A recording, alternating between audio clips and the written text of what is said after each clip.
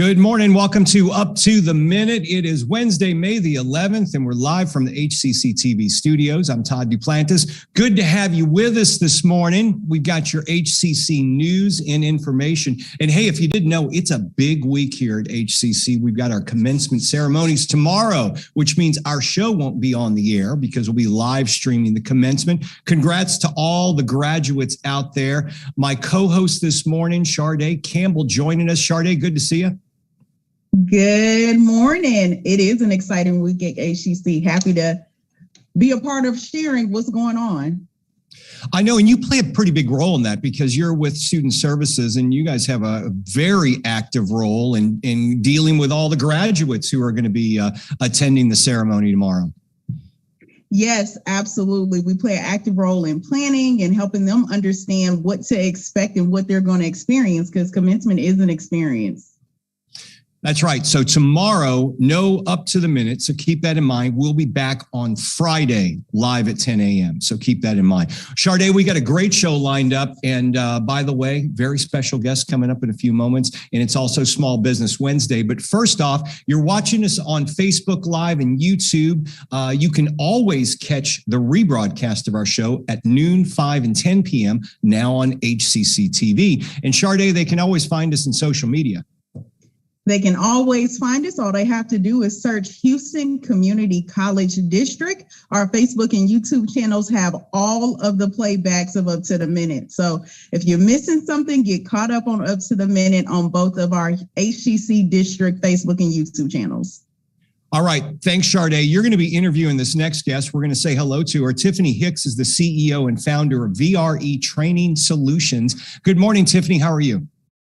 And well, good morning. I'm glad to be here. Yeah, we're looking forward to hearing from you. So stick around. We're going to be with you in about 10 minutes. Maybe grab some coffee. Sharday will be with you shortly. All right, we're going to kick things off with a very special guest. Our Chancellor, Dr. Cesar Maldonado, is joining us this morning. Good morning, Chancellor. How are you? Good morning, Todd. It's great to be here. I'm doing fantastic. Well, it's great to see you, and we appreciate you taking the time to join us on the show. I know a couple of weeks ago, I had a chance to see you out at the State of the College event.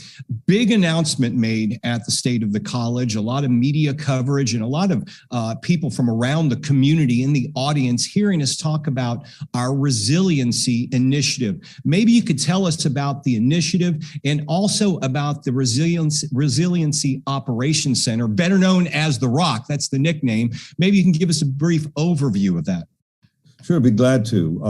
I hope everyone is doing well that's watching and listening. You know, since its inception, HCC has really been a leader in first responder and public safety training.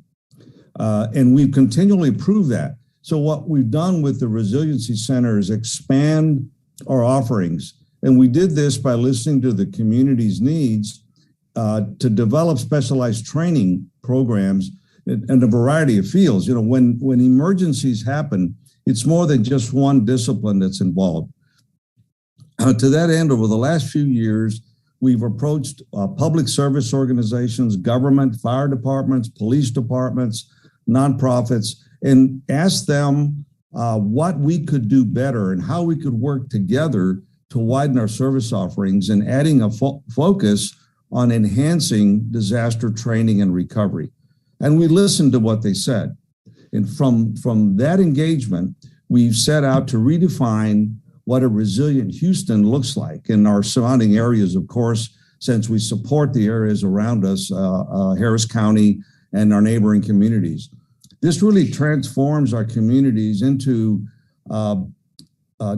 inherently strong, resilient organizations, taking that inherent strength and really bringing it forward to work in partnerships, to work in a collaborative way, both at the citizen level, at the first responder level, at government, and really all across the spectrum of all of us that work together during disasters.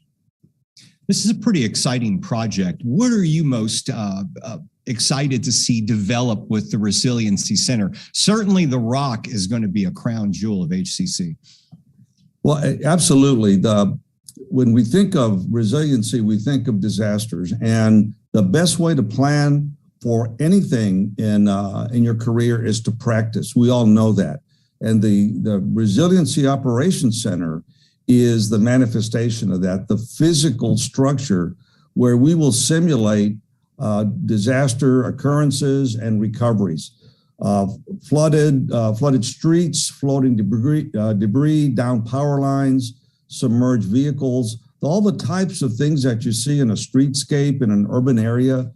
And we'll practice in a safe way the mock training, building rescue of swift water rescue. Well, there's no facility that we can find that we're aware of in the country where a controlled environment is created for this type of training. And again, in talking to fire chiefs and police chiefs, what they look for is minimal risk in doing the training. So once we train and get better, we will be able to better respond to the emergency support calls that we all get. Some of our viewers now are getting a chance to see the animation that's the renderings of this facility, but it's planned for HCC's Northeast College at the Northeast campus. What can you tell us about the facility itself? It looks pretty massive. So it is. We have it's a 5-acre piece of land that's located at HCC's Northeast College Caldwell campus. It's going to have a great impact on the community, on Houston and on Texas and the nation and possibly globally as we open up training there. We're still working on funding mechanisms, but I do want to mention that resiliency training also goes on throughout the HCC district. It's not just at the Rock, but the Rock is the focal point where we will be doing simulations. And I want to point out those simulations are not just of the physical environment, but we will be integrating technology in the use of drones, in robotics, in communications, developing apps to help our neighborhoods communicate better and support each other. So really it's a systemic approach to integrating public safety, transportation, energy, environmental awareness, and preparation. Do you foresee a time in the future once this the Rock is up and running where you're getting fire departments and first responders literally from across the Texas Gulf Coast and the Gulf Coast region coming to this facility for training exercises to get certified? And then it's also open, from what I understand, to businesses and individual citizens. So the short answer is absolutely. In talking to the first responder professionals, the public safety professionals, they've indicated very strong support. We've talked to insurance companies, private sector, they're supportive, and we're looking forward to them stepping up and helping fund this $30 million project. And talking to private sector, we'll be simulating chemical discharges, we'll be simulating power outages. So those are the types of things that companies, private companies, can come in and run their own simulations. And you don't have to be a power generator to be concerned about power outage. We'll be working with industry in simulating what happens in their facilities when you have power outages. Custom developed curriculum for all the different elements that need training and practice in dealing with resiliency. If public or business entities, how can they get involved with this if they're saying, you know what, this is something that my employees, I want to get them involved with getting some training. How can they get involved? Well, we can start out by having the entities go look at hccs.edu/embracing resilience. Again, we will customize the curriculum to fit the needs of the entities, the private companies, and citizens. We're opening up for registration in the fall for citizens to begin their awareness training, preparation training for what comes our way in terms of disasters and how to be better prepared. So this facility certainly is focused on the training for the first responders and public safety professionals, but it's also private industry and certainly includes all of the citizens of our area. And Mayor Sylvester Turner was at the State of the College event, and he had mentioned that he believes he needs about 500,000 people here in the city of Houston trained for emergency response. How does this Resiliency Center align with his goal as well? Well, the alignment that we have is not by accident. We've been working with the city to make sure that we provide the curriculum and support that they envision. I know we were working on this in a parallel way. We're concurrently coming up with ideas. We've been working on this since really at the beginning of Hurricane Harvey. We started having dialogue amongst ourselves at Houston Community College and with the city and the county professionals about what we could do to be better prepared. So along the way, we have been communicating with our partners, with our governmental agencies and our nonprofits to make sure that we covered everything that we possibly could. And we're not going to capture the totality of what we need to do, but we're going to have a great starting point, and we will grow as the city's expectations change and the county, as new weather events come up that we need to plan for. For example, we would not have thought about planning for a pandemic when we were talking about this at the inception of the Resiliency Center of Operations. And now we are. We have some, even at the state level, we've been asked how we would integrate dealing with a pandemic in the middle of a hurricane. So those are the types of things that we'll be storyboarding and working with the city and the county and the state in developing scenarios that will make us better prepared. Dr. Cesar Maldonado, it's certainly an exciting time for Houston Community College. Congratulations on this effort. We'll be following it as we move through it. Thanks for being here, Dr. Maldonado. Thank you for having me. It's been great talking. All right, take care, sir. All right, I'm going to turn things over to Sade. It is Small Business Wednesday, and you've got a special guest as well, Sade. Yes, I do. I want to thank Tiffany Hicks, CEO and founder of VRE Training Solutions, for being on the show today. And Tiffany was a part of our HCC's business programs to develop our small businesses. So let's kick things off, Tiffany, and talk about the benefits of the HCC's business plan competition.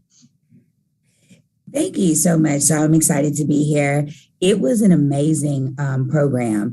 I would say that for a business that was already existing, one of the things that I appreciated is that it gave me an opportunity to really sit and think about my team dynamic, which is very important when you're a growing business. So making sure that I got my team on the same page and having discussions about how we're going to grow and expand was a huge thing for me, because before the competition, I can't really say that I was thinking about expansion.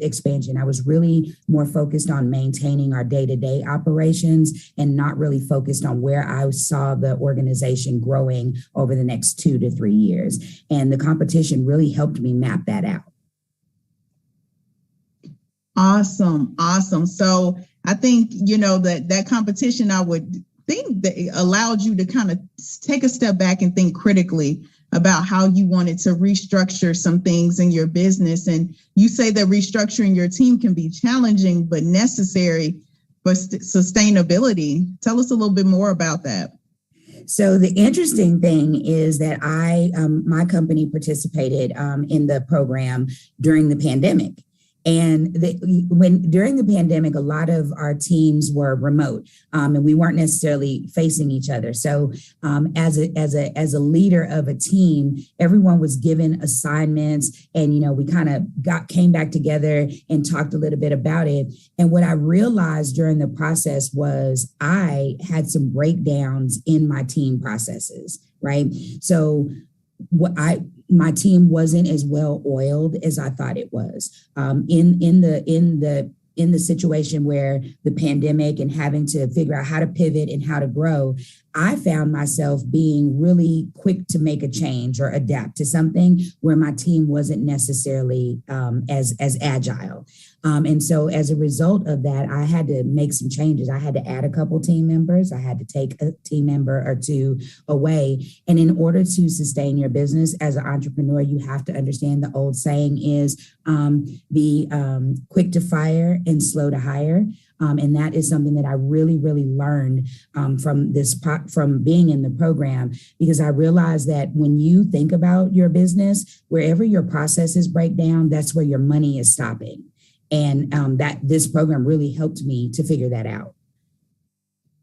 Yes, I think a lot of businesses reflected on that people, which you focus on in your business process, and going virtual technology, right?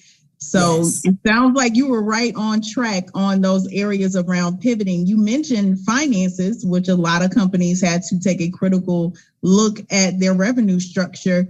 And as a part of the competition, you had some guidance from R. Schultz to redirect your business strategy and financial goals. What did you gain from being able to work with them? The interesting thing, I loved that we spent a lot of time focusing on our business finances. What do you have? So really understanding your cost of the goods that you sell, having a good understanding of your monthly business expenses. And I'll be honest, before then, I knew what was happening, but I couldn't sit and have an intelligent conversation with people about the finances in my business. And having to sit and put those numbers together helped me say, okay, Tiffany, you're making money from here. This is one stream, but what else could you be doing? Who else could you be approaching for business? And as a result of the competition, I actually shifted from just pursuing small to medium businesses to pursuing corporate contracts, government agency contracts. And that was huge for me because that opened up other streams of revenue. And it also opened up larger paychecks, right? Because the larger the entity, the more work, the more the revenue is. And that was huge. And Rebecca was so amazing in that because she talked with us about what banks are looking for,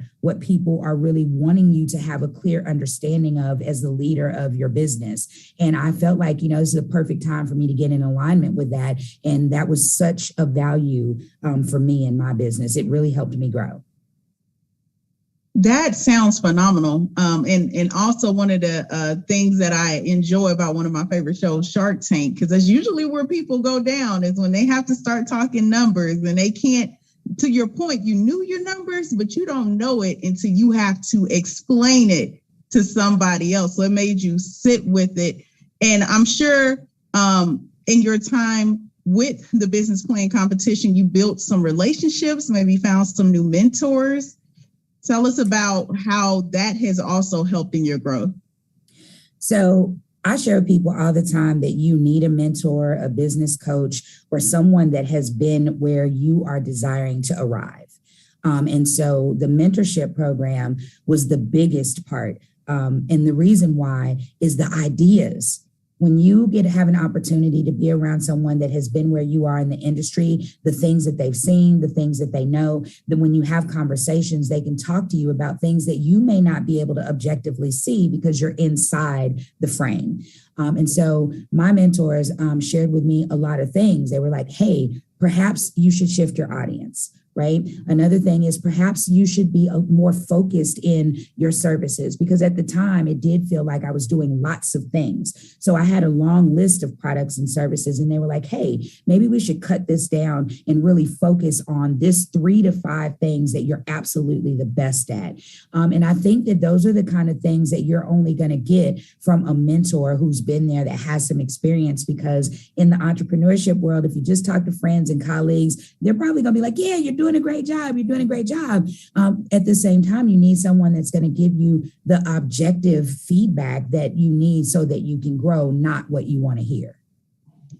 I love what you said about someone who has been where you want to arrive. I mean, that is the billboard for getting a mentor, and I had to laugh because I got asked to review an excerpt of a book for a colleague, and I gave him some real feedback, and he said, "Well, none of my family members had anything to say about changing."